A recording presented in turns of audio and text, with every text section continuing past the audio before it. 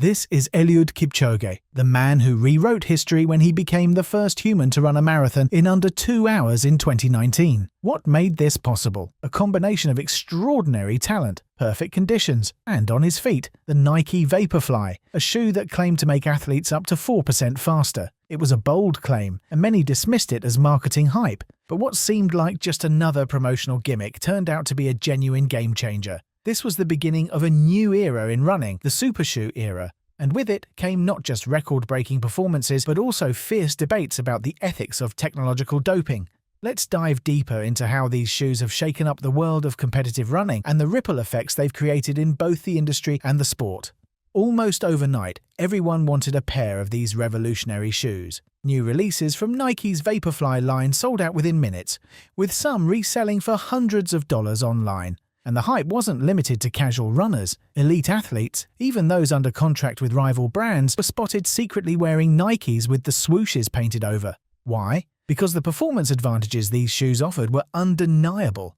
Out of the top 10 fastest marathon times in history, 9 were recorded in the past few years, and all while wearing variations of these super shoes.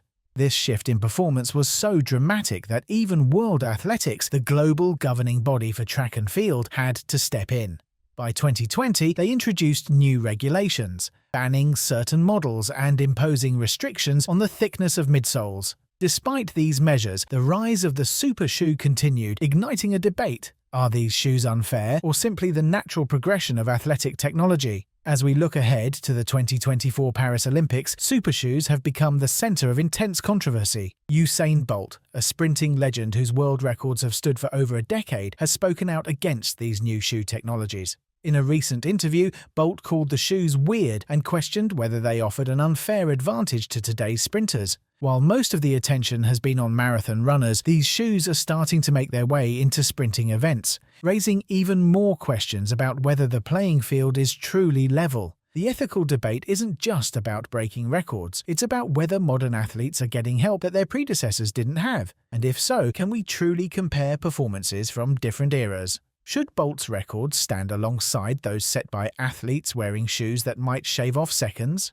The sports world is still grappling with these questions. To understand the current debate, we need to take a step back and look at how running shoes have evolved. In the 1860s, athletes wore basic leather spikes for traction. By the 1920s, rubber soles emerged, changing the game. Fast forward to the 1960s, and we see Nike's co-founder Bill Bowerman innovating with the Nike Cortez, introducing more cushioning to protect runners from the impact of long-distance races. But the most significant leap came in 2016 with Nike's Breaking 2 project.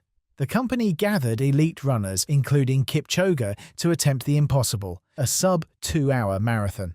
Although Kipchoge didn't succeed on his first attempt, the experiment led to the development of the Nike Vaporfly, which would ultimately be the shoe that helped him break the 2-hour barrier in 2019. So, what exactly makes these shoes so revolutionary? The midsole technology is the key. Traditional running shoes used foams that returned around 50 to 65% of the energy a runner puts in, but Nike's Zoom X foam changed the game. This material, incredibly lightweight and responsive, offers an astonishing 85% energy return. And it's not just about foam. Another critical innovation is the full-length carbon fiber plate embedded in the midsole. This plate adds stiffness to the shoe, creating a spring-like effect that propels runners forward.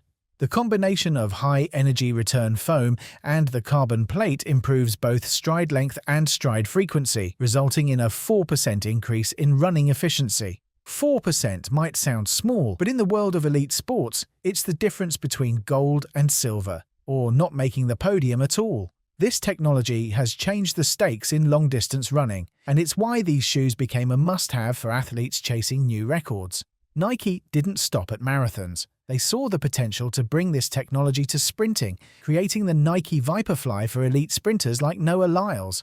These shoes, equipped with a carbon plate and lightweight materials, are designed to reduce ground contact time while extending stride length, crucial factors in sprinting. If Lyles gets just a 3% advantage from these shoes, he could potentially break Usain Bolt's long-standing world records. This opens up a whole new chapter in the super shoe era, one that extends beyond marathons and into every track event. But with this technological leap comes controversy. Running has always been considered a sport of pure competition, where talent, training, and determination are what matter most. But now, the shoes you wear can tip the scales. Are super shoes giving some athletes an unfair advantage? In 2020, World Athletics imposed new rules, a limit on midsole thickness to 40 mm and a restriction to 1 carbon plate per shoe. While these regulations have banned some extreme prototypes, Nike's Vaporfly and Alphafly models remain legal. So the question remains, are the rules strict enough to maintain fairness in the sport? With competing brands like Adidas, New Balance and Asics developing their own versions of super shoes, athletes today have more options than ever. However, some athletes like Fred Kerley, the 2022 100m world champion, have still chosen to wear Nike spikes despite being sponsored by other brands. This suggests that Nike's technology is still perceived as the gold standard, keeping the controversy alive. The debate over super shoes is about more than just the regulations. It's about the nature of sport itself. As technology continues to evolve, we must ask ourselves, where do we draw the line? How much of an athlete's success can be attributed to their talent, and how much to the gear they use? This isn't the first time technological innovation has transformed a sport.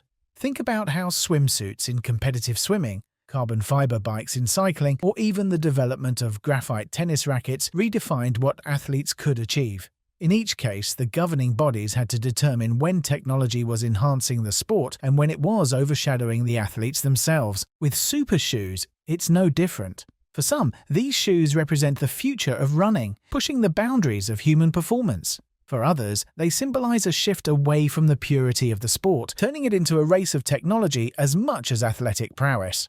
One thing is certain, though, this debate isn't going anywhere. As brands like Nike, Adidas, and others continue to push the envelope, the very definition of competition is being redefined before our eyes. Running has always been a sport that tests the limits of human endurance, speed, and determination. But as we look to the future, it's clear that technology will continue to play a significant role. Whether through revolutionary shoe designs or the relentless pursuit of faster times, the race to push human performance is far from over. In a world where athletes are constantly looking for the next edge, the era of super shoes is just the beginning. The question now is, how far will we go? And can we continue to innovate without losing the heart of what makes running such a pure and beloved sport?